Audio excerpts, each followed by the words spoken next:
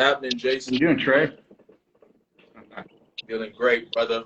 Feeling great. Feeling powerful. Feeling like a king on this masculine throne, ready to get this interview going, brother.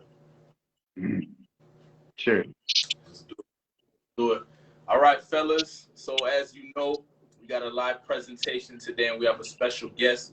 We're talking about overcoming past trauma, specifically with breakups and childhood past trauma.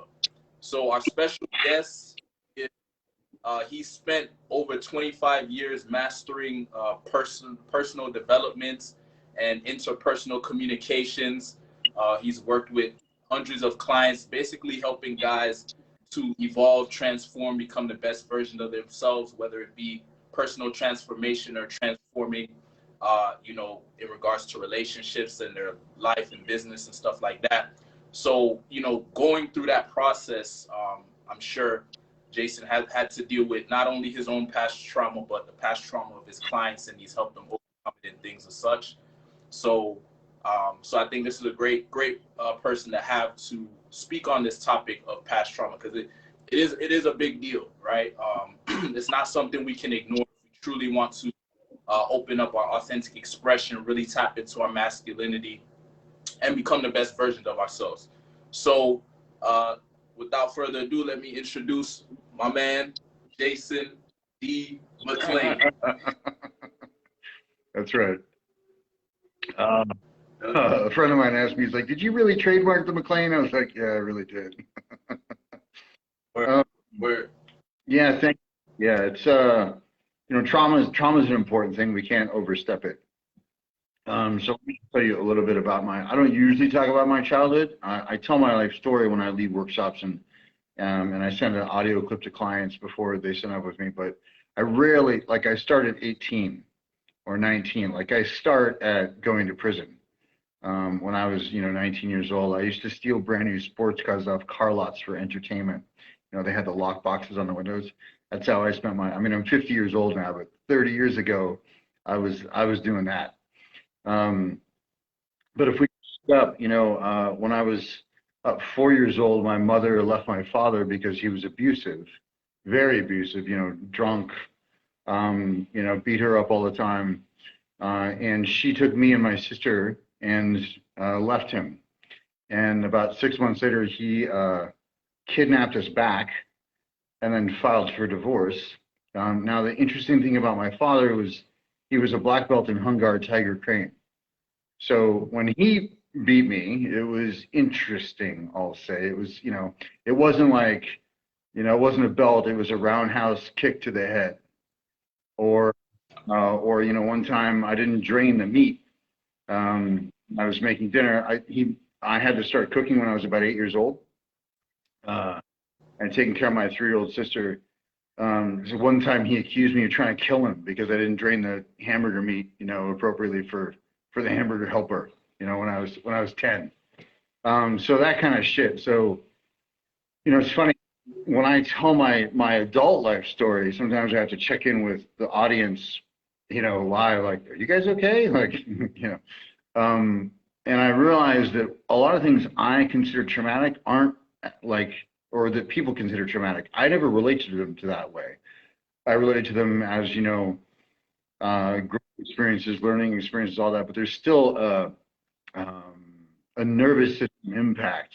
There can be a trauma response or a contraction when you're in a relationship, or I did a process when I was, I was very fortunate that when I was in prison, I got exposed to neurolinguistic programming. Somebody doing live handed me a book called Awaken the Giant, written by Tony Robbins. Could be a book you guys have heard of. And I really started working on myself, working on my beliefs, working on my childhood, working on, all those things. That started my personal development path. So 30 years ago, that's where it began for me.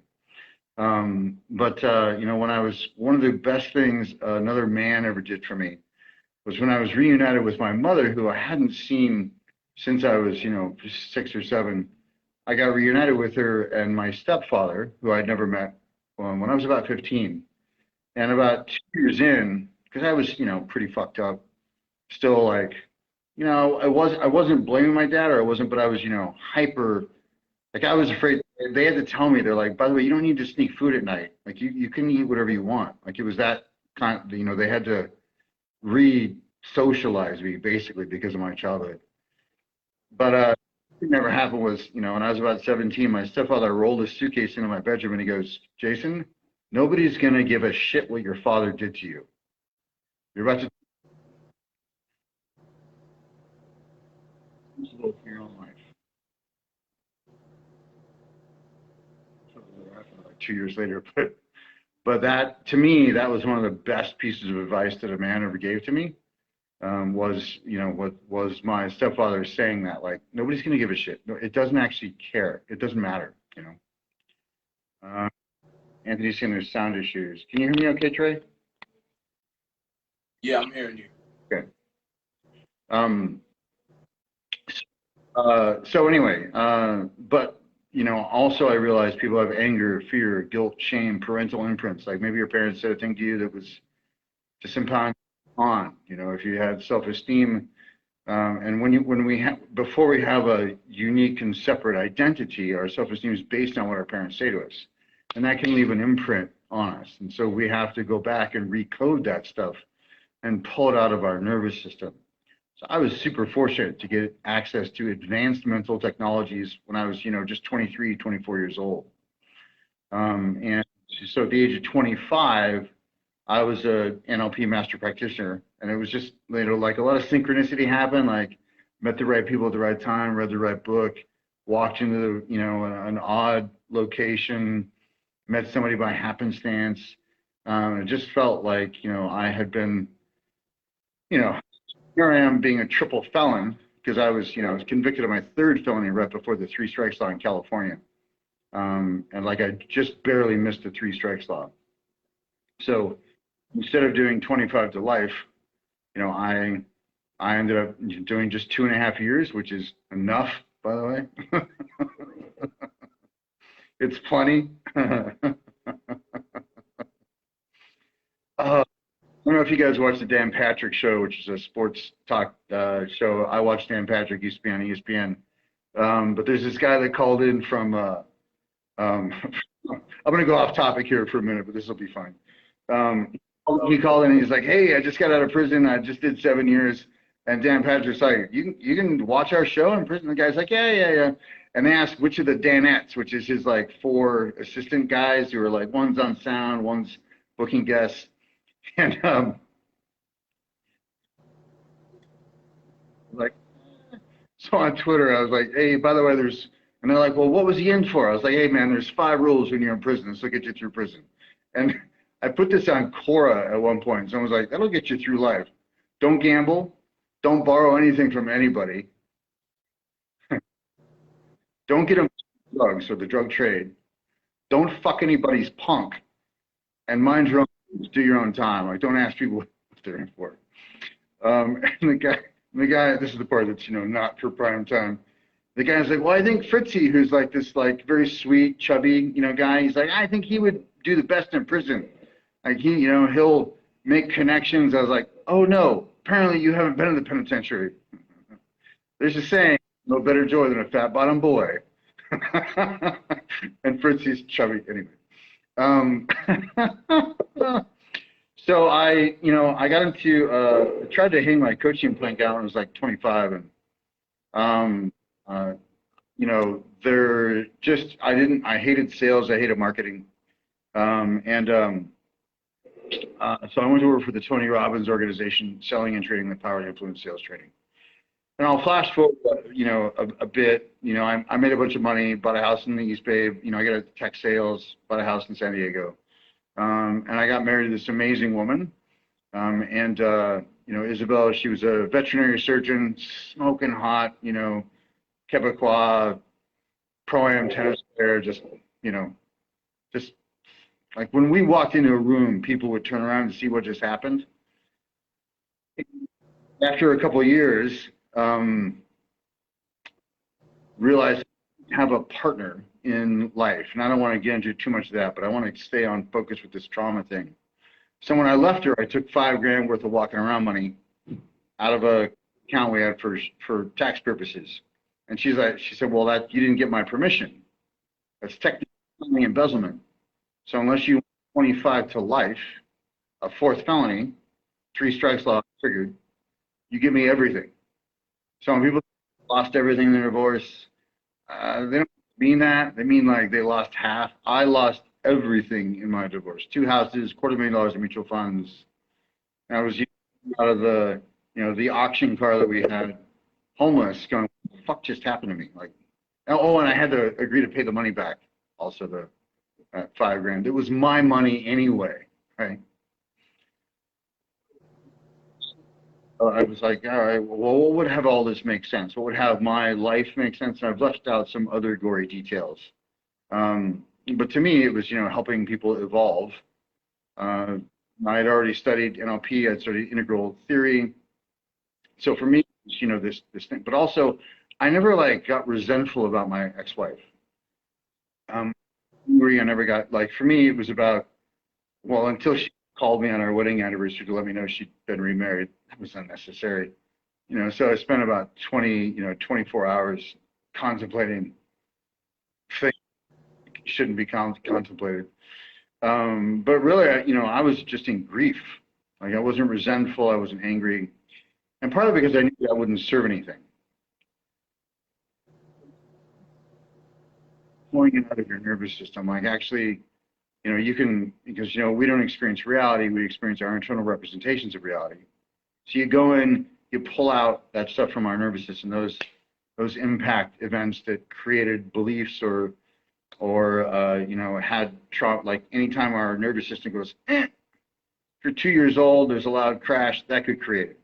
Or, when later on, you have a breakup and,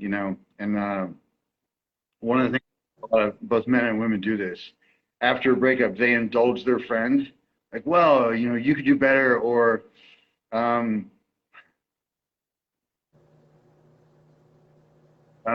could. I'm just reading one of the comments. You could do better, or yeah, you're better off without her, or drown yourself in pussy. I'm like, yeah, it's not. It actually does you a disservice. If they're, and women and men both do this. So they blame the other person. They vilify their partner. And in doing so, rather than doing the work that would have them be better or actually feel the grief, they end up making a bunch of bad choices, or they have a rebound relationship, or they, put their cocks where they shouldn't. It's going to cause them trouble. So all those things can occur. But really, you miss out on, in doing that, trying to make your friend feel better, you miss out on the growth opportunities after. And then you start to form beliefs. Well, women are this way, or men are that way, or relationships are that way. And you start to generalize that out instead of doing the work to clear out the grief, clear out the trauma. And then, the problem there, you do feel better in the short term. The problem there is you miss out. So, as men, my best friends, they were. Well, first of all, we don't get to complain. Because immediately they ask you, well, how are you responsible? What would that's how I think men should relate to other men. They can bitch about a woman and be like, cool, well, what's your part? Where are you responsible? Not that you can't feel grief, but you don't get to blame. So you just have to be really cautious that in your hurt, you don't then generalize out beliefs that are inaccurate that then taint future relationships with potentially extraordinary women.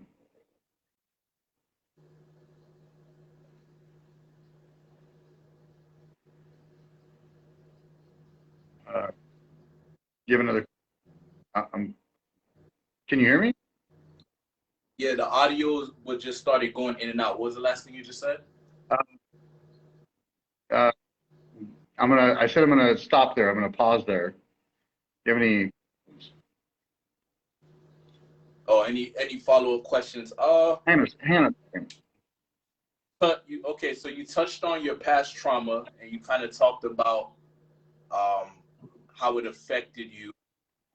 So I guess the question I would have is, okay, so somebody hears, okay, so I see this guy's, he's qualified to talk about past trauma. He's been through some shit. Yeah. So now it's like, okay, well, somebody's watching and they want to know, okay, I have my own past trauma. How do you overcome it? How do you deal with it? How do you truly let go of your past trauma so you can kind of move on, you know? Yeah, yeah. For the first, realize that anytime you're blaming, so there's the unconscious mind part. So I'm very fortunate. I have access to these advanced mental technologies, and right now I'm not going to be doing this training again. But right now I'm on month 5 of an NLP practitioner training I'm leading. So I have access to this stuff. But in general, you go back into the past and from a dissociated location, you add resources that you didn't have then, and you heal your unconscious organization of time. A little bit of hypnosis, a little bit of advanced mental technologies, a little bit of, just accessing states. So that's the unconscious part. I don't want to get into a lot of detail about that because I'm not sure how useful it would be in this context. Actually, I'm gonna address this one question from Corke. He said, "How do you recover from the financial disaster after the divorce?" I just figured I would just do it again. That was, cool. You can have it all. I'm just gonna do it again. Like, so my mindset wasn't to, blame it on her or it did transform my life. But the other thing, I'm gonna keep going with this question. The other thing is that for me, it woke me up to how I was identified with all that shit. And so, a lot of people talk about like spiritual freedom is really about not being identified anywhere. Social reputation, money, your body, spiritual gurus talk about this. I was very fortunate. I got the experience of that after my divorce. So that's how I dealt with that, Corke. Like, and also, I knew there was no power. Like, you blame somebody, and there's no power in blaming them. You give all of your power away to the very person who you're blaming. Access to choice is taking responsibility. And the way I took responsibility was saying, cool, first, I was not functional for 6 months. I should say that. I was so fucked up. I couldn't work. I couldn't do anything. But I knew I wasn't going to blame her. I was just like, who am I now? What am I going to do with my life? Because that didn't work for me. But the way I dealt with the financial disaster was I just figured I would do it again, or do it in a different way, or like that. All right. So I wanted to address that question because he's had a couple of questions in there. The other thing is you always have to have a mindset of, how, just a responsibility versus a blame mindset. So I don't even think of things as trauma, to be honest. There's an impact to your nervous system sometimes, sure.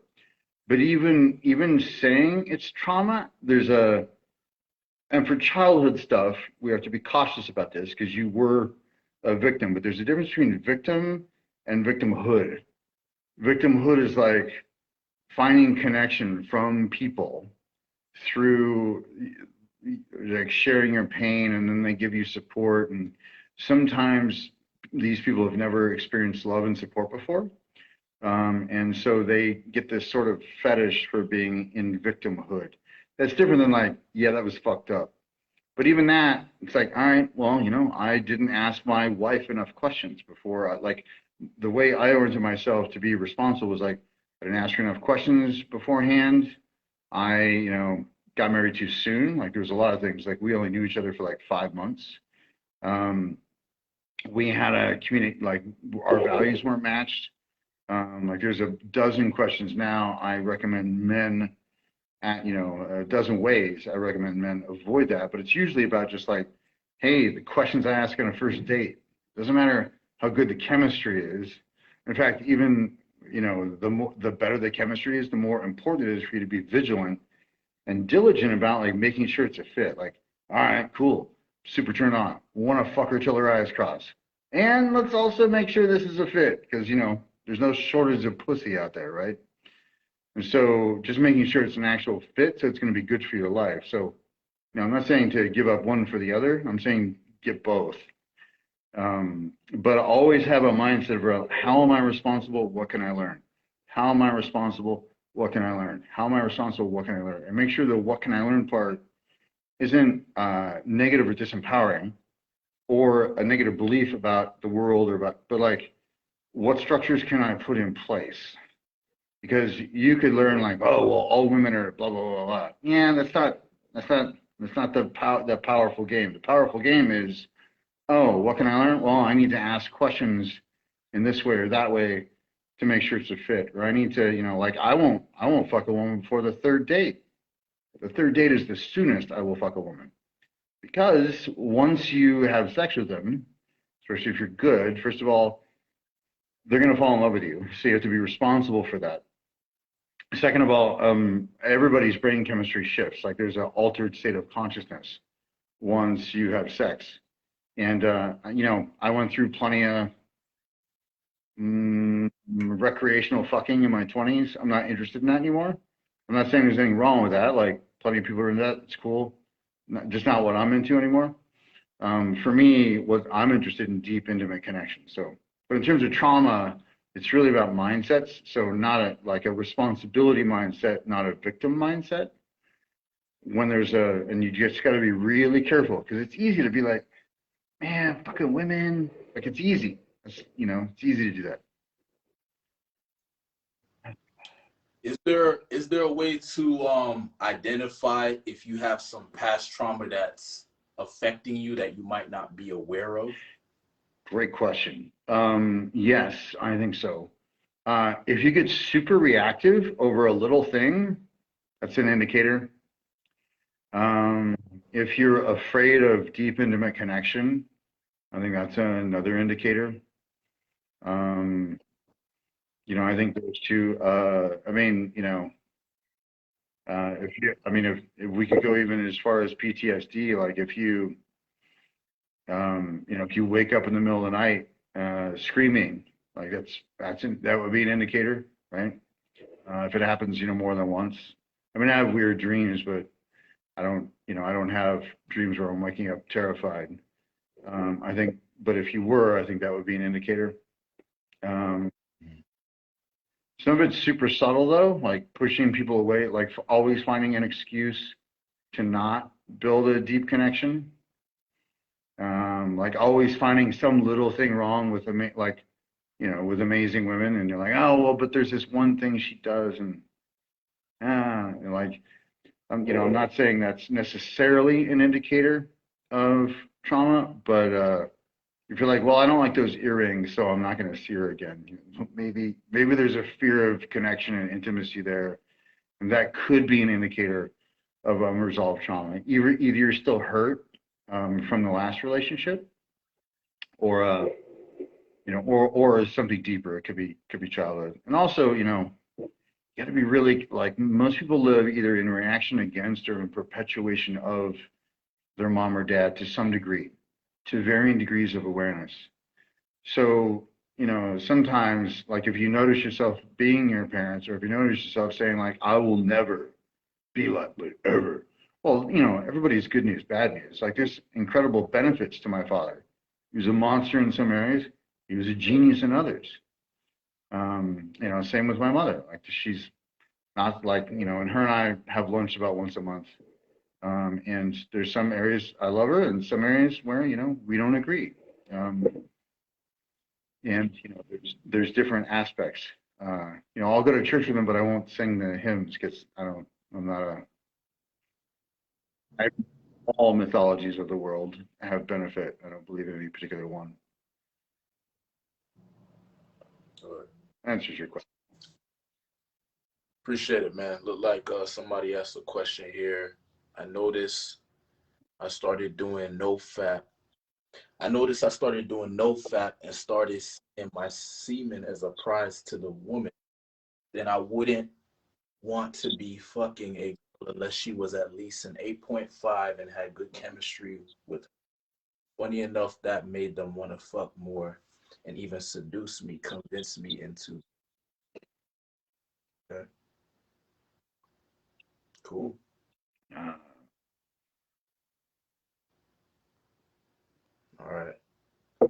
So, so, so in simple terms, what would you say it is? What does it come down to when, dealing with past trauma? Like, okay, for me, one of the main things I'll share with everyone is, my father, you know, he was very, it's kind of similar to how you described your father. My father wasn't, you said your father knew martial arts. Yeah, my father didn't know martial arts, but he was in great shape. He was big, he was hefty, he was in great shape, very strong. So yeah, he used to beat my ass, and he used to. What was traumatic about him was that he would, if I said something and it was wrong, or I did something and it was wrong, he would scold me harshly, and sometimes I'd get beat for it, right? Like, example, one time he asked me, I think I was like either 5 or 6 years old. He asked me to go and get a Phillips screwdriver to help him fix something. And I did, and I said, "Hey, Dad, I don't know what that is." And he said, "You don't know what a fucking Phillips screwdriver is?" He just went crazy. And as a 5-year-old, I still remember that today. So obviously, it was traumatic. It was like it was just bad. And then there's other situations like that.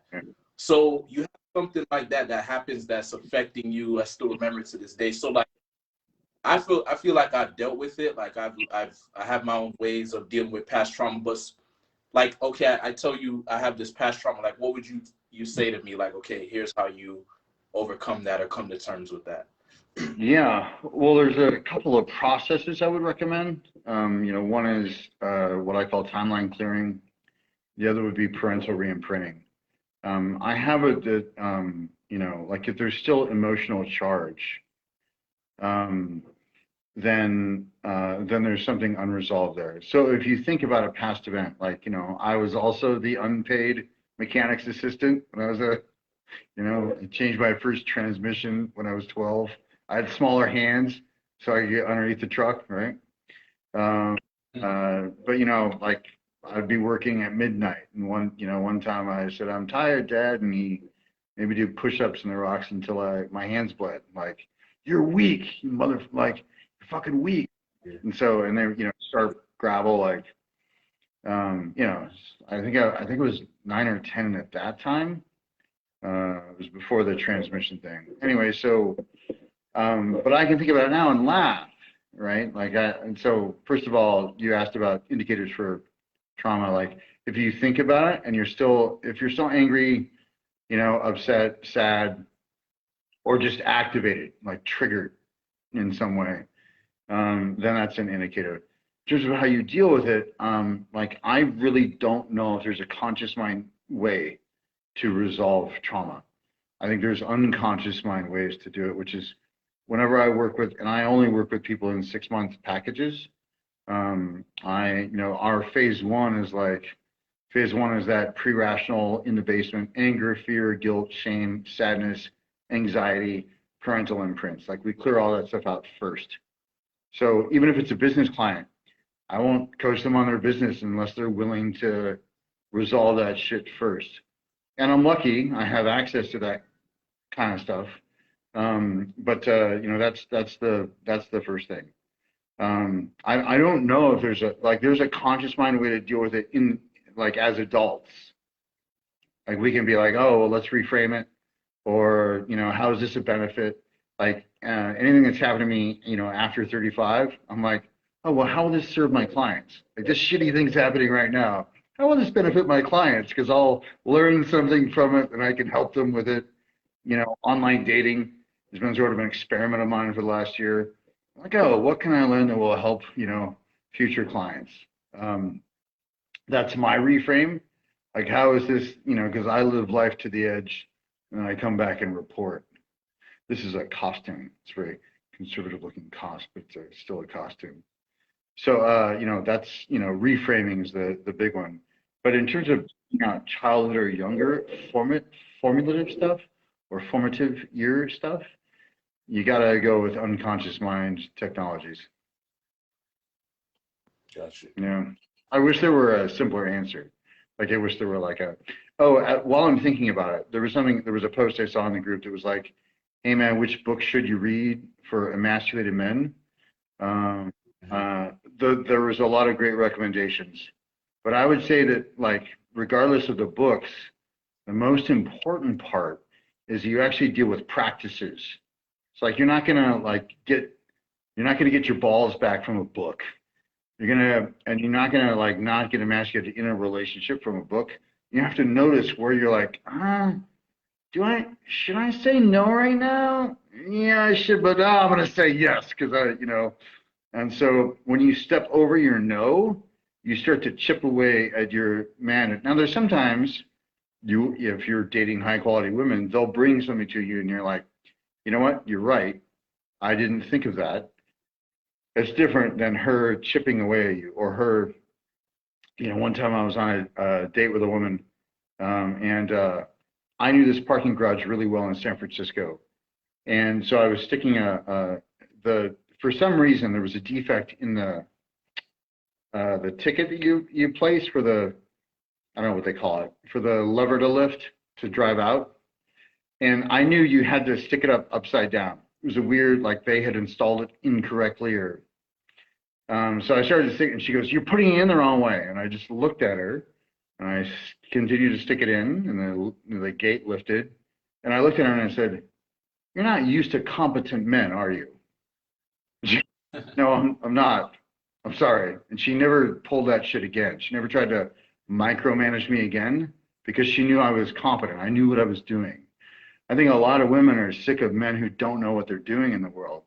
And so they think they have to control shit, and that chips away at stuff. Now you can stop that by being like, "Hey, I'm learning. Don't speak to me that way.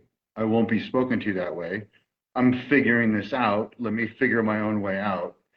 And to reestablish, but the emasculated man, I thought it was an interesting thread. That's why I did the laughing emoji. I'm like, yeah, you're not going to get it from a book, man. You got to listen to your own internal masculinity, your own internal center, and be like, yeah, that doesn't feel good, or that's not, and to not step over that. Because if you let it work, it's a very slippery slope. I wanted to talk about. Yeah, my thoughts regards to books, I get what you're saying. Like, you're not gonna become grounded in your masculinity by reading a book. Right. But one thing, if you got to read the books. You got to read the books, but then you got to do practices in your life. Yeah, because like for me, like for example, the book that I recommended, like one of them was the 50th Law by 50 Cent and Robert Greene, and so that book helped me tap into my masculinity because there's examples of 50 Cent, somebody I admire, being a masculine man. So I look and I'm like, okay, that's how he responded to that situation, because if you don't, sometimes you don't have a lot of masculine figures around, it's like I actually think masculine figures is a very rare thing. Like you don't see it much, really. Yeah. At least guys that are doing it right. It's devalued in our culture currently. Mm-hmm. Like it's funny. I occasionally have women ask me if I'm from New York. I'm like, no, I was born in San Francisco. Like spent most of my adult life in San Francisco. I just never, and I tell them this, I just never bought into the fact that I was wrong because I was a man. Like I just never lost my balls. But you have to be, like our current culture, you have to be open, flexible, sensitive to feedback. Like you can't, like we need a progression, but you have to bring along your cock and balls with that. You can't, so it's devalued in our culture, or even beyond devalued. It's the word, not just devalued, but it's shot down sometimes, right? Daniel Craig's in the news because they asked him, should there be a female James Bond? And he said no. He said no. There should be like better female characters and better characters of color, but no, James Bond should stay a man. And this is some news. I'm like, yeah, it's not the fucking character. Like make a villain a woman, or do a 009 spinoff and have 009 be a woman, right? Like you could have a whole franchise of a female spy. but not James Bond. You know, it's not Jennifer Bond. Yeah. Another thing that's funny is did you hear like they're making Matrix? Yeah. Yeah, so I was like, I heard it and I was like, oh man, I'm excited, a new Matrix. And then some guys were like, nah man, they're gonna make it like like like a emasculated version or something. Like they're gonna feminize it or something like that. That's what they were saying. I was like, man, I hope not, man. I don't know, the trailer looks pretty cool. Yeah. But But I'm not sure you can. I I'm guess not sure you can emasculate Keanu Reeves. I mean, I hope not, man. I hope that's gonna ruin it for me, man, if they do that. I don't know. I mean, to me, I don't really care. I look at it and I shrug. It's like sign of the times, whatever, you know. Um, but I just know, like the reason, like I talk about, like my evolutionary gentleman and full spectrum lover hashtags. I talk about masculinity in a way like I think I wrote one that says something about like I'll fuck her till her eyes cross. I'll leave her pussy dripping, but I'll bring a warm cloth for her pussy because, of course, I'm an evolutionary gentleman, right? What I find most interesting is guys don't respond to my stuff about how to be with a woman. Women do. They're like, yes, where is that? We're missing that. So like we can complain all we like about culture or about it's like who gives a shit? Like we can whine about it or we can adjust and be flexible without losing our core though. And for me, one of the things that, I think a lot of guys, they're so entitled. They're like, well, I'm a man, I'm going to be a man. But like in marketing, you need to be effective with your audience. If your audience is women and you're consistently getting feedback that you're not effective, maybe change your approach. And so we can complain all we like, but to me, I'm like, I mean, I hate to boil it down to sales and marketing, but really, if women are your prospective audience, you want to be effective with them. You still don't want to lose your authenticity, and maybe you're going after the wrong kind of women, or getting fixated on. Here's another sign of trauma. I've seen guys get fixated on women who say no to them, and they get all fixated. I'm like, yeah, that's a potentially a sign of trauma. Instead of just being, all right, great, thank you. I don't have to, like, why have her live rent free in your head? Why not move on to a woman who's actually interested in you? Why occupy all that space? For me, it can really boil down to a marketing perspective. So, we can complain all we like if the people that we're trying to sell to don't like our product, or we could change our marketing approach and be more effective. No women would like that metaphor, by the way, but this is a male group, so. Yeah, one thing I'll say, in regards to past trauma, it's interesting because although my dad, he was pretty abusive stuff. He was actually for me, he was actually a great example of masculinity. He was extremely masculine, It's just I just didn't understand it. I was too young to understand, you know what I mean? Yeah. Now I look back and I'm like, man, my dad was masculine as fuck, he just wasn't it wasn't very calibrated, I would say. But it was definitely there. So I think I may have got some of it. I got to see an example of how done incorrectly, So I was like, okay, you can be a masculine guy, but there is a way to make it work, like being more calibrated, being socially intelligent, being a great communicator, also being in touch with your feminine side. Like, I don't talk about the feminine side thing because I think a lot of guys are already in touch with their feminine side. They need to work on their masculinity. Like, that's the issue I'm seeing. So that's what I talk about. But I am aware you do need to be in touch with both sides. Yeah. Yeah.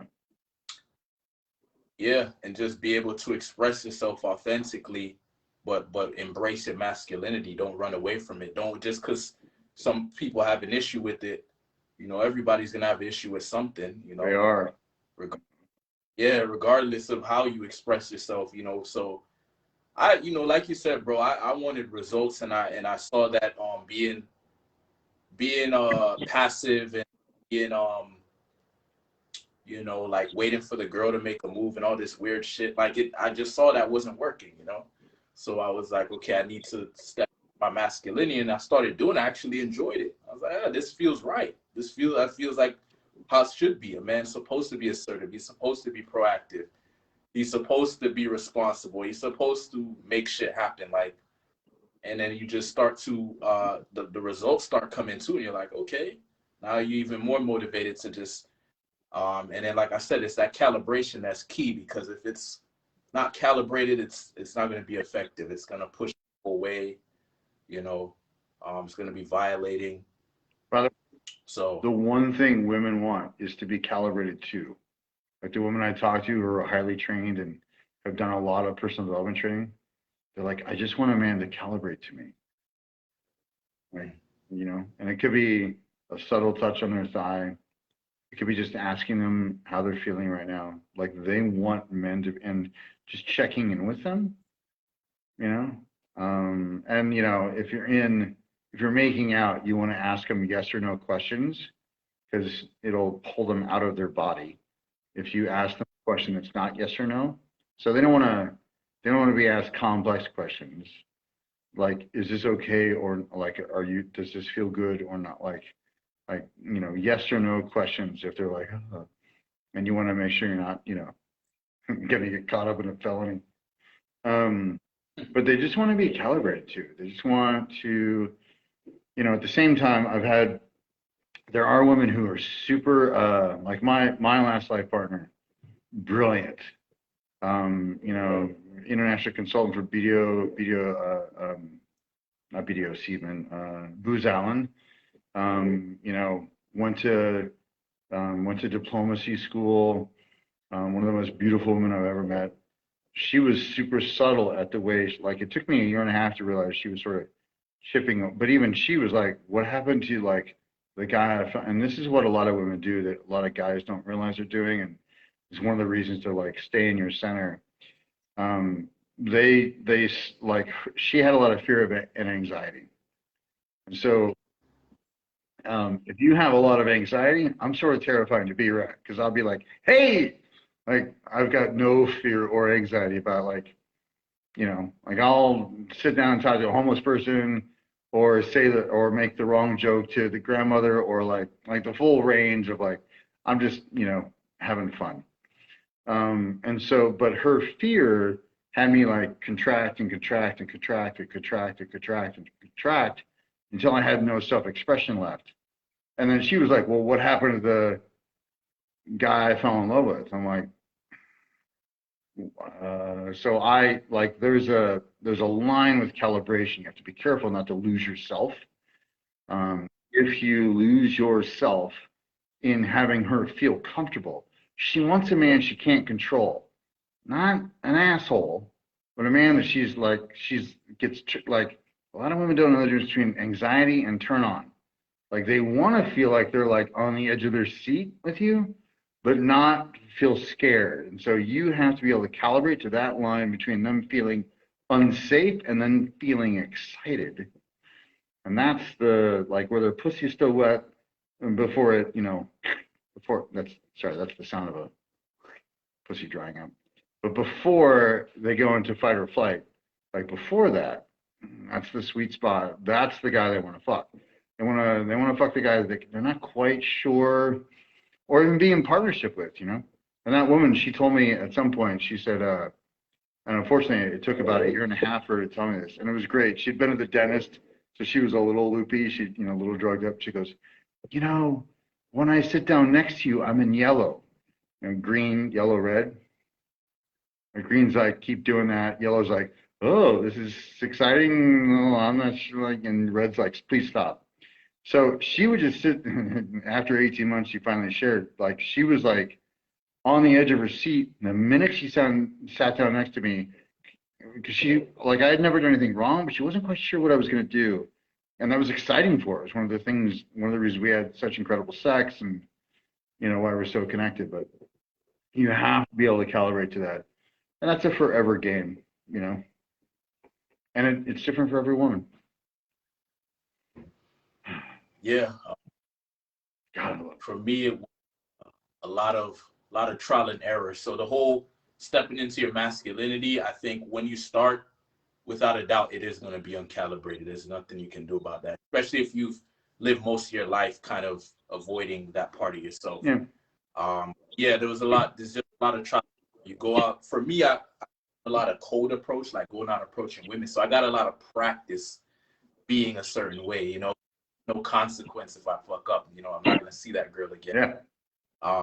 That's why I love cold approach so much, because it gave me opportunity to really work on myself and not have to worry about it coming back to my social circle or family or whatever. You know, these are women. I would go to the malls or whatever, and you know, most of the time it's tourists or whatever. So who gives a shit, right? So it gave me opportunity to really test out different things. But even, you know, I was naive, so they have all these different concepts like you got to be cocky and funny, or you got to be this, or you got to be that. I tried all that shit, you know, and I realized it's not really any of that. It's more about you getting to a point where you're just like, fuck it, man, I'm gonna just be me. But it's coming from a place of strength. It's coming from a place of you being proactive. You're not being a certain way to make someone like you, Yeah, man. or approved, or you know, you just know you know you're the shit. You know, you're a kid. Like I like the archetype or the frame of I'm a king. You know, you approach a woman, if you approach her from that frame, it's a very strong frame. You know, you're approaching her and she doesn't know who you are, but if you approach her as a king, like someone who respects himself on a pedestal, and then you're speaking to her and it's like, oh, she needs to meet your standards, needs to qualify. Now she's looking at you like, oh, who's this dude? You know, Yeah. how is he confident? You know, why is he not like breaking down from my beauty? You know, why is he not falling into the spell? Right. You know, become interesting. Now you become a challenge, but it's not like you're trying to be that. You don't give a fuck, you know? That's right. There's that, and then there's also I don't think it can be understated how important it is to have knowledge of a woman's anatomy and to get skilled sexually, because then you can look at her in a way where she knows you know exactly what to do with her body. She'll like that will make her blush, make her, you know, pussy wet. Like the second time I met my wife, or the woman who is to become my wife. Second time, so she was in town. She sent me her business card through the waiter. That's how we met. And her mother was in town from out of the country. So they were going to go wine tasting in Sonoma. She asked me if I would like to join us. And sure. When they walked in, you know, we met at a Starbucks because I don't know this woman and she doesn't know me. I looked at her and I looked her up and down like, yeah, I know what I'm going to do with you, right? And her mother said, he looked at you like you were a whore. And she goes, I don't know, but I liked it. That's what my wife told my mother-in-law. And me just going, I know what I'm going to do with that body, because I know, like, I had enough sexual competence at that point. So I don't know if it can be overstated how important it is for men to gain awareness, competence, and practice with a woman's body. You can even, like, there are women out there who will, like, if you just say, I want to practice certain skills or they'd be open to that. There are definitely women out there. There are communities out there who, you know, if a guy is willing to practice, it's not just about getting good at fucking. It's about knowing how to hit her spots, but also how to, like, subtlety and you know, how to calibrate once again, but this time to her body, not just to her experience. Yeah. Yeah, awesome, man.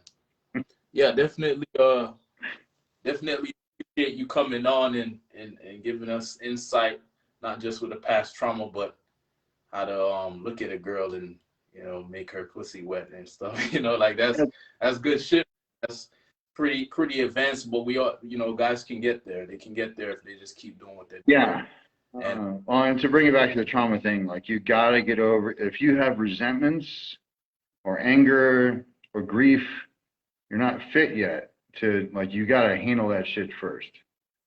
Handle that shit first. And then you, like, once you get yourself clean, then you can, like, if that's static in your nervous system, then you won't be able to calibrate effectively. And she'll feel it too, because women are intuitive feeling beings, and they're going to feel it, and it's going to feel off. And they might even not know why. They might even not know why. They'll be like, I don't know, I just don't, it doesn't feel right. And they won't be able to tell you anything. They won't be, and then the guy takes it. It's because you haven't gotten yourself clean first, you know, like energetically. Yeah, facts, man. So cool, brother. Can you tell us, you know, we're coming to a conclusion here. Can you tell us, you know, what you got going on, anything you're working on, or any opportunities you got? How can guys get in contact with you if they would like help with overcoming their past trauma, or maybe just want insight on how they can become more attractive and become the best version of themselves, things of such? Sure. Yeah. Thank you. So first of all, on Saturday, leading a one-day immersion on anger, resentment, boundaries, and it will also demonstrate how to clear out stuff from the past. Like, that's where we'll start, is clearing out, you know, things like anger, resentment, all that stuff, imprints from the past that you're still operating from. And first of all, let me say, for any of this stuff, you get a discount if you mention Trey's name. You know, for this weekend workshop, which is, well, it's not a weekend workshop, one-day workshop. It's cheap. It's, you know, $147 retail. You get $30 off if you mention Trey's name. But if you want to work with me one-on-one, you can find me on evolutionarycompanies.com and just schedule a 30-minute initial conversation. You'll also get a, like, discount one-on-one services. But if you mention Trey's name, you get 20% off of, and I only work in 6-month packages with men, well, men and women, but humans. But you get 20% off if you mention Trey's name. And you just schedule an initial consultation with me. It's 30 minutes long. That's not like, we won't make a decision then, though. We then, if it feels like a fit, we then also have a 2-hour also exploratory session before we decide to work together. I don't have a link to buy this course on Saturday because I like to check everybody out who's in my courses. I like my courses to be a clean space. So if it doesn't feel like a fit, then, you know, it's not a fit. But just message me. Make sure you mention Trey's name so you get the discount. But it's, you know, 20% off either way. You know, the $30 off 147, that's basically %. So either way, you get 20% off if you mention Trey's name. I never give discounts for one-on-one stuff, but I only also work in 6 months. So it's a serious commitment. We go through, you know, I've been doing this since 2004 full time. So I've coached coaches, I've helped people with their personal evolution, but it always starts with that phase 1. Yeah, I already said the website, evolutionarycompanies.com. Nice. Excellent, brother. I really appreciate you coming on. Much gratitude. This is a very powerful subject that I know is a life-changing subject. If someone could really, you know, overcome their past trauma and release and let it go, so they can unlock more of their expression, more of their authentic expression. Because I think that's a big thing in life in general. We just want to express ourselves. We want to be heard. We want to be able to communicate. And if you got this trauma that's holding you back, that you're holding on to, you're not going to be able to express yourself as much as you'd like to. You know? Whether that's in relationships or on the street with strangers or with your creativity, like all that energy trapped up in that past shit that's unresolved, it's important. Yeah, no doubt. So yeah, bro, once again, man, appreciate you coming on. Thank you, fellas, for watching. And I'll see you all on the next videos. Peace. Thank you, Trey. Thank you.